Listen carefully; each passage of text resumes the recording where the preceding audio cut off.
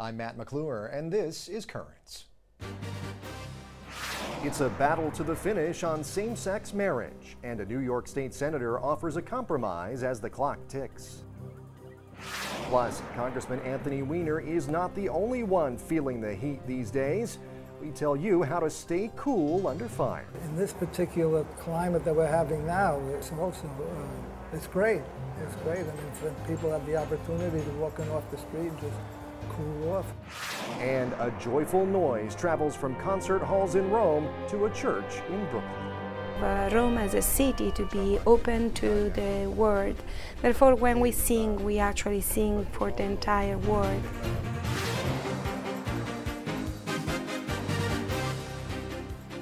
Well, good evening and thanks for joining us tonight.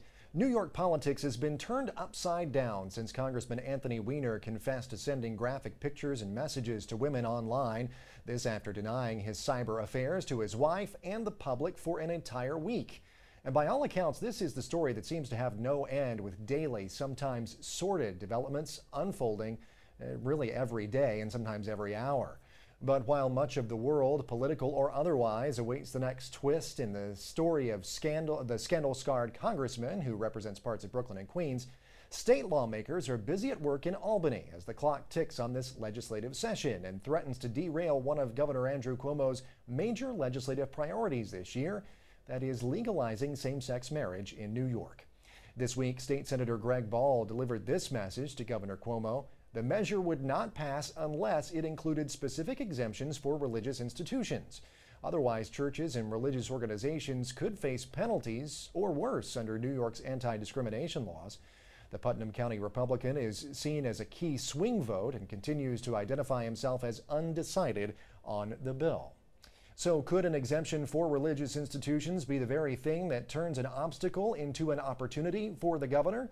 He's a strong advocate for same-sex marriage, you know. Well, is the clause something that the church can live with? Well, to answer those questions and more, I'm joined now on the phone by Ed Meckman. He's the Assistant Director of the Family Life Respect Life Office in the Archdiocese of New York. Ed, thanks so much for taking time out for us. Really appreciate it. Sure, thanks for having me. Well, so what about that question that I just kind of posed in the introduction there? Is a clause exempting religious institutions from having to recognize or perform same-sex marriages, is that something that the Catholic Church could live with or deal with? Well, in any event, we would be opposed to the bill, even if it had any kind of religious liberties exemption.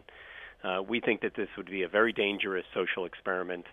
Marriage is the foundation of society. It's under attack now from all sorts of forces.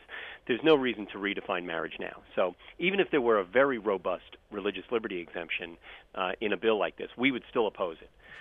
The question is, could it mitigate some of the damage if they put a clause like that into the bill? It could.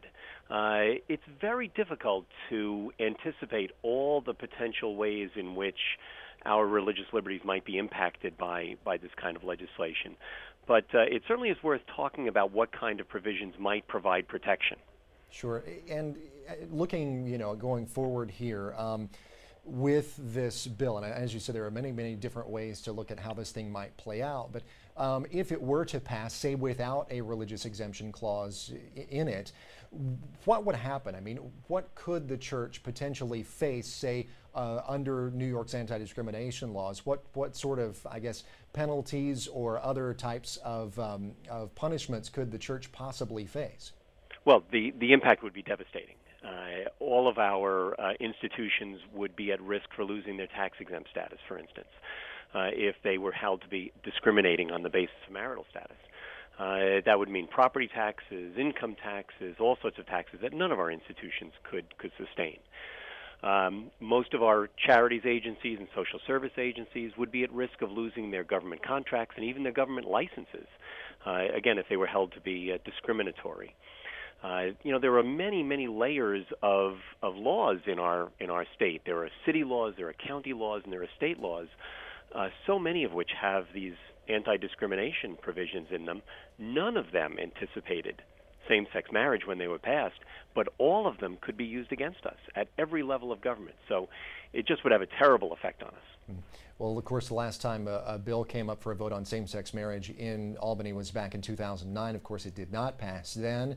The vote, it seems to be kind of closer this time. There are folks, including Senator Ball, State Senator Greg Ball, who are seen to be on the fence on this. Do you think that a religious exemption, religious institution exemption clause in the bill might entice more people to vote in favor of it? Well, it's interesting. I think that that's a possibility. But the ironic thing is that I think that if there were a really robust religious liberties exemption into the bill, I think some of the proponents of same-sex marriage would oppose the bill. You see that actually in Rhode Island. They're trying to pass a civil unions bill, which is essentially the same thing as same-sex marriage, but just with a different name. And I believe the governor there put in a very strong religious liberties exemption, and the same-sex marriage advocates are livid. They want that provision out. So it's funny, if the governor put forward a bill here with the religious liberties exemption, he may actually lose votes from the advocates. Win some and lose some. There you go. Well, right. Just a few days, of course, left here in the legislative session. Do you think that this bill is even going to come to the floor? Well, you know, the governor has been saying all along that he's not even going to put a bill forward unless he's already assured of having enough votes to pass it. And all of the published reports, both from neutral sources and from advocate sources, suggest that the bill is about a half a dozen votes, maybe slightly less, short of passage. So unless things dramatically change in the next week or so, unless a large number of those undecided senators come out and publicly commit, you have to take the governor at his word and expect that he won't put the bill forward. All right. Well, Ed Meckman, the Assistant Director of the Family Life, Respect Life Office in the Archdiocese of New York, thanks so much for taking some time out for us. Really appreciate it, sir. Sure. Thank you. Thank you. Well, stay tuned. Spain's economic woes may take a turn for the better, courtesy of the Vatican. We'll have that story and the rest of the day's headlines next.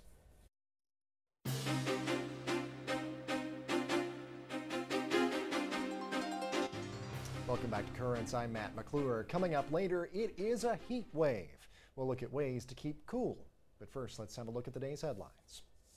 A key al-Qaeda figure has released a new video in which he praises Osama bin Laden. Ayman al-Zawahiri was once al-Qaeda's second in command. He says bin Laden went to his God martyred because he said no to America. Al-Zawahiri also questions the U.S. assertion that bin Laden was buried at sea in accordance with Islamic tradition. He asks, quote, what kind of Islam are they talking about? Al-Zawahiri called bin Laden a heroic fighter. Now, he also called the political uprising in the Middle East and North Africa a catastrophe for the United States. Meanwhile, Pope Benedict shared his thoughts on violence in North Africa with the new Syrian ambassador to the Vatican. We get more on that story from Rome Reports. The new Syrian ambassador to the Vatican gave Benedict XVI his credentials. In exchange, the Pope gave him a letter regarding the violence in northern Africa. It focuses on the urgent need for genuine political, economic, and social reforms. The Pope calls on Syria to hear the cries of its people and also the pleas from the international community. He calls on the country to not respond to the tension with greater intolerance, discrimination, or violence, but rather with absolute respect for truth, coexistence, and the legitimate rights of individuals and their communities. Above all, he calls for reconciliation. Benedict XVI mentioned that the unity and stability of any country is based on the right to human dignity. He also emphasized that Syria has been an example of tolerance and coexistence, especially in its relationship between Muslims and Christians. Meantime, Spain won't just be welcoming the Pope this August for World Youth Day. Catholic News Agency reporting that the event is expected to pump $146 million into the country's economy. According to World Youth Day's finance manager, 90% of the contracts for the event have gone to Spanish companies. World Youth Day will take place from August 16th through the 21st. Well, turning now to this country, less than a month after announcing his candidacy, could Newt Gingrich's campaign for the White House be over? Sources tell CNN that several of Gingrich's senior campaign aides have resigned. Meanwhile, the Washington Post is reporting that sources tell them that among the issues that led to the departures was Gingrich and his wife taking a 2-week vacation against the advice of his staff. In a statement on Facebook, the former House Speaker says he is committed to his campaign and that it begins anew on Sunday in Los Angeles. Gingrich and former Senator Rick Santorum are the only 2 Catholics to declare their candidacy in the 2012 race for the White House. Well, more controversy at the University of Notre Dame. A Chicago hedge fund executive resigned from the school's board of directors after it was discovered she donated to the pro-choice group Emily's List. In a statement released by the school, Roxanne Martino says she stepped down because, quote, "the current controversy just doesn't allow me to be effective," end quote. Notre Dame was harshly criticized in 2009 when it allowed President Barack Obama, who supports abortion rights, to speak at the school's spring commencement. Well, in other news from the world of higher education, now the National Labor Relations Board has ruled that a Catholic university in Chicago is not exempt from federal organizing rules. According to the board, St. Xavier University operates strictly as a secular educational institution, since, among other things, it does not require faculty or students to profess Catholic beliefs. The university disagreed with that ruling. In a statement to Catholic News Agency, the university's president says it is an issue that could impact all religious institutions. And a ruling now from the Vatican. The Pontifical Commission Ecclesia Dei has affirmed that female altar servers are not permitted in the extraordinary form of the Mass, or the Old Mass. Now, a letter from the Secretary of the Commission says that liturgical norms on the Old Mass are based on what was in effect in 1962.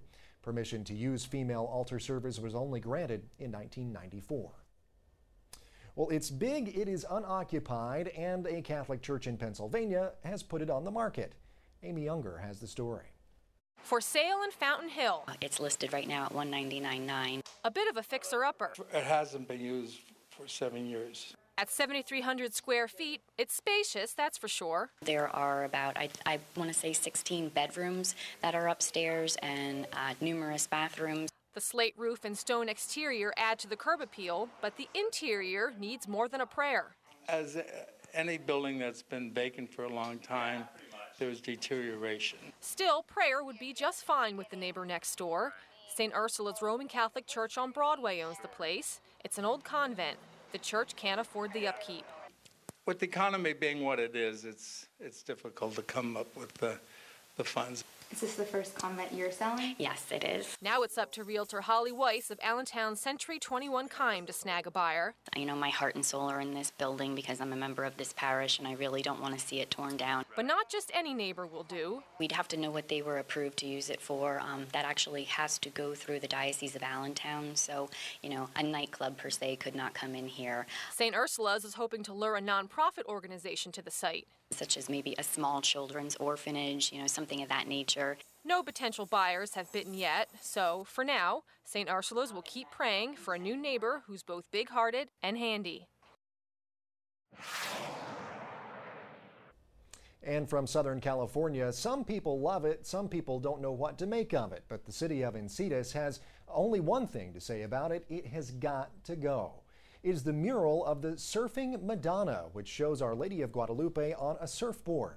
The city says it was illegally installed underneath a railroad bridge and has to be removed. The artist who created the mural revealed himself this week. He told a San Diego television station that the art was intended as a gift to Encinitas, to the city there, and he says he's willing to help take it down so it won't be damaged. Well, stay tuned. There's much more currents ahead. When we return, resounding and rejoicing at Regina Pacis Church in Brooklyn. We prepared 2 different repertoires for the concerts of the entire tour, because we are going to have concerts in theaters and in beautiful cathedrals.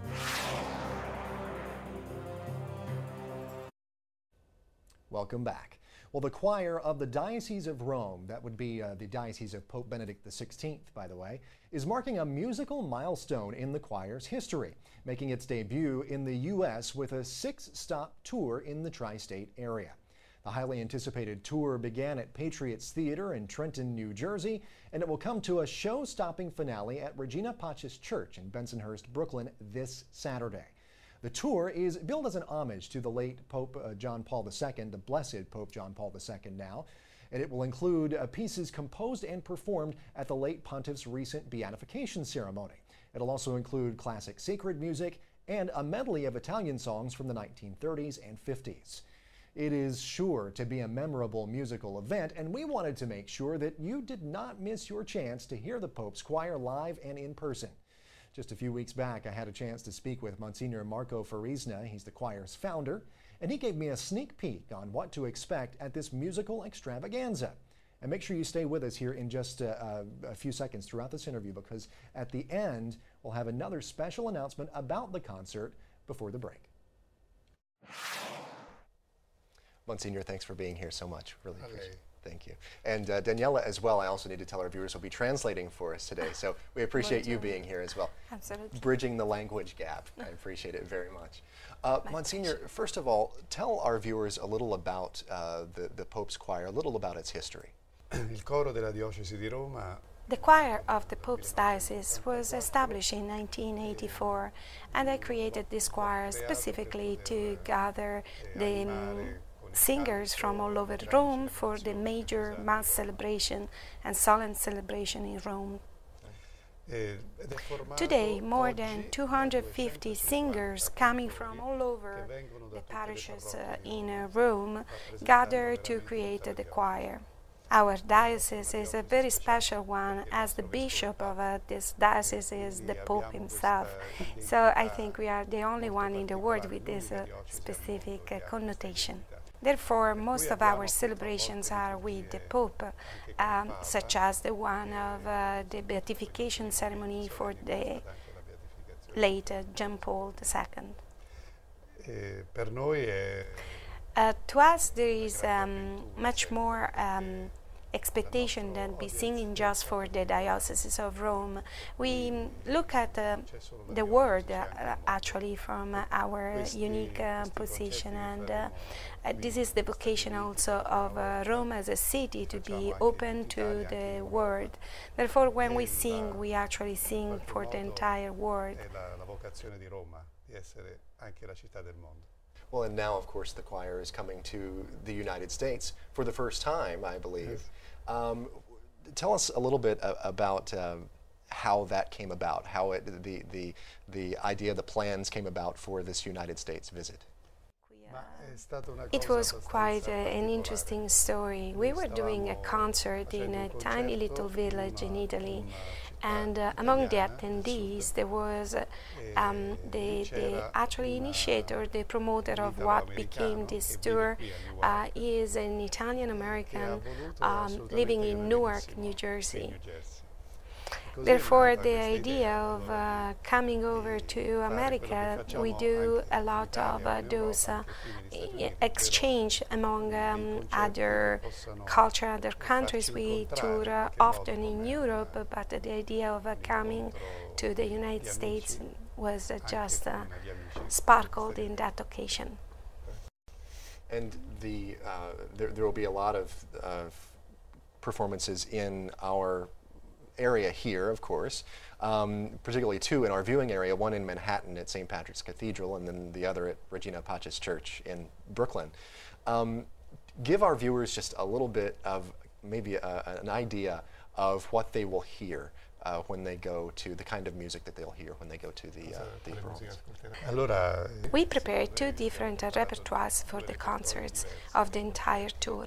There are going to be some specifically for sacred music and some secular music. And this is specifically because we are going to have concerts in theaters and in beautiful cathedrals. To us in Italy is a very special year because it's the 150th anniversary of the unification of the country. So I specifically arranged for this occasion a selection of songs, Italian songs that represents well the history of Italy and the bel canto. mentre invece per le cattedrali come For the concert in the cathedrals, and specifically for St. Patrick and Regina Pacis, I selected a repertoire that reminds us is an homage to John Paul II. e quindi i nostri amici qui di Manhattan, di Brooklyn, So that our friends in Brooklyn can feel a little bit of Rome here in their own city. We are going to start all the concerts with the pontifical hymn anthem that as an homage to the Pope that is also the bishop of the entire world. e poi ci saranno And then there is going to be an invocation, a prayer for the Sacred Spirit so that it can lead us into a more deep prayer and thought through the music. quell'amore per il Signore che serve per cantare bene. E poi appunto ci saranno And then there are going to be a sequence of songs that I specifically wrote, composed for the Diocese of Rome. There are going to be some songs that are in English, some in Spanish, qualcuno in spagnolo. and even in Hebrew, specifically in homage to our Jewish brothers with whom we share the Old Testament. E sarà And infatti it will be Shema the Israele. Shema Israel. Wonderful. Well, it sounds like a wonderful performance and a wonderful time for people to come and hear this wonderful choir and, of course, see you at the helm. We really thank you so much, just out of time, but thank you so much, Monsignor, Daniela as well, for coming in. We really appreciate it very much. Grazie. Thank you. Alrighty, I told you to stay tuned for a special announcement. Well, it is that time. Special announcement time. Currents has 6 free tickets to give away to our viewers. I actually have a couple of them here. See, they are real, and we actually do have them in hand, all right? We have 6 of these to give away to you, our viewers, to see the concert from the Choir of the Pope's Diocese at Regina Pacis Church, all right? Winning them is easy. All you have to do is drop us a line at currentsny.net, or you can tweet us, keep it clean, at currentsny. That is our Twitter handle. We're giving away 2 tickets per request. We have given you up until 12 o'clock noon tomorrow to request the tickets, all right? So good luck. Stay with us. There is much more Currents coming up. Coming up, hot enough for you? We've got the scoop on where you can go to stay cool. They play games, they have dominoes, we play cards. So it's a way for them to beat the heat and not stay inside their apartment.